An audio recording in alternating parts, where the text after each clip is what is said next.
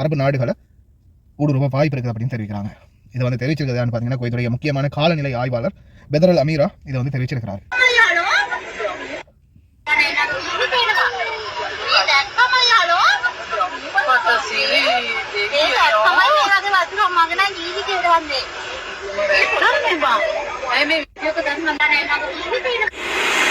அஸ்ஸலாமு அலைக்கும் வரஹ்மத்துல்லாஹி வபரகாத்துஹு. அன்பார்ந்த அனைத்து உறவுகளுக்கும் இனிய இரவு வணக்கம். இதுவரைக்கும் 30 உயிர்கள் பலியாகி இருக்குது. இந்த இலங்கையில் இருக்கக்கூடிய தற்போதைய காலநிலை, சீரற்ற காலநிலை காரணமாக. அதே போல் 21 பேர் காணாமல் போயிருக்கிறாங்க மண் சரிவில். அதே மாதிரி வெள்ளத்தில் அடிபட்டு போனவங்க 21 பேர் ஸ்டில் மிஸ்ஸிங்.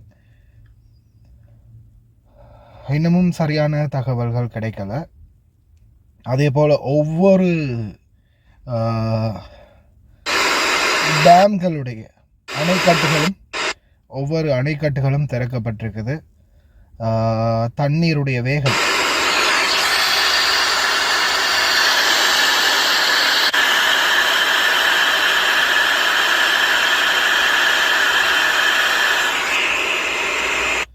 சீறி பாய்ந்த வண்ணம் தண்ணீருடைய வேகம் இருக்குது.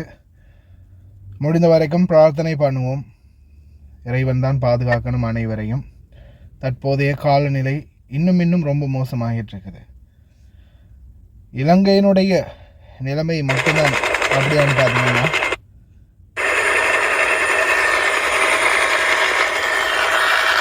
ரெஸ்கியூ பணிகளும் வந்து பார்த்திங்கன்னா பல இடங்கள்லையும் ஸ்ரீலங்கன் ஏர்ஃபோர்ஸால் பல இடங்கள்லையும் ரெஸ்கியூ பணிகள் வந்து நடந்த வண்ணம் இருக்குது.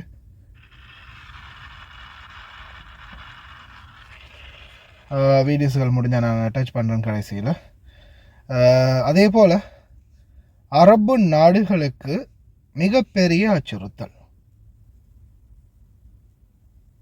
சுவாச காற்று விஷமாக மாறும் நிலைமை.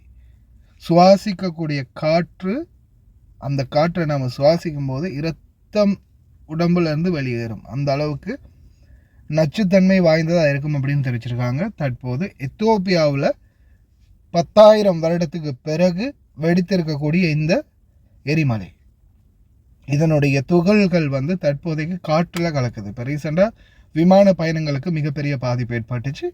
அதையும் தாண்டி ஒமான் நாட்டுக்கு இது வந்து காற்றில் பரவி இருந்துச்சு. சில காற்று அலைகளின் மாற்றம் காரணமாக கலைந்து வேறு பக்கங்கள் போயிருக்குன்னு சொல்கிறாங்க.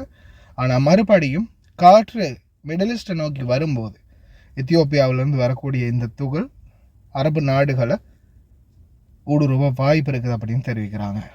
இதை வந்து தெரிவிச்சிருக்கிறதான்னு பார்த்தீங்கன்னா குவைத்துடைய முக்கியமான காலநிலை ஆய்வாளர் பெதர் அமீரா இதை வந்து தெரிவிச்சிருக்கிறாரு. எல்லா இடங்கள்லையும் ஆபத்து அதிகரித்த வண்ணம் தான் இருக்குது. ப்ரே பண்ணுவோம். நடக்கிறது எல்லாமே இறைவனுடைய நாட்டம், இறைவனுடைய செயல்பாடுகள் எல்லாம். வல்ல இறைவன் அனைவரையும் அனைத்து விடயங்களில் இருந்தும் பாதுகாக்கட்டும். மக்களுக்கு நம்ம செஞ்ச தவறுகள் அனைத்தையும் மன்னித்து அனைவருக்கும் ஒரு நிம்மதியான, சுபீட்சமான, அமைதியான ஒரு நிலைமையை உருவாக்கி தரட்டும் அப்படின்னு பிரார்த்தனை பண்ணுவோம்.